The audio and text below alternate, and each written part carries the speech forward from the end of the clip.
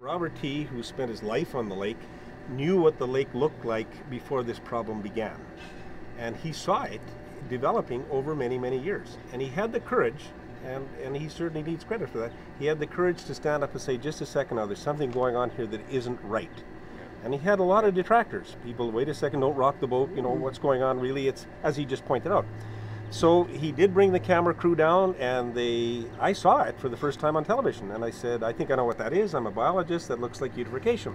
So when we got this vessel for the very first time, the summer of 1999, we went up the lake, and everything he said was right on the money. We ran into an algae bloom that stretched for over 100 miles, and that's certainly something that's unusual.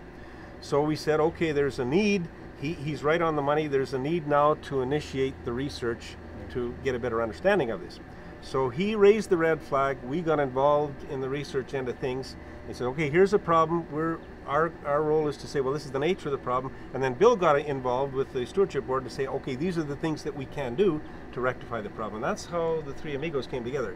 And on numerous occasions, the three of us have actually presented that story to many audiences, large and small.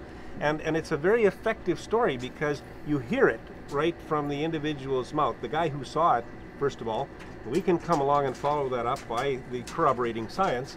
And then Bill ends the presentation by saying, and now this is what needs to be done to solve the problem. The thing with all this was that before this all, I was on my own, making as much noise as I could possibly get. Well, of course, once the blooms and everything became that they did recognize it, I've been on every television channel, the thing that you ever want. But I'm alone.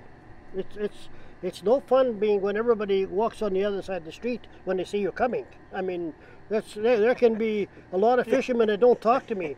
I lost net sales. I sell nets. Guys have never bought a net from me ever since this. There's been huge amount of reback, but I would not deviate for where I was heading for. And lucky enough, these two became what it is. And it was a force that reckoned with an awful lot of. Now I wasn't alone anymore.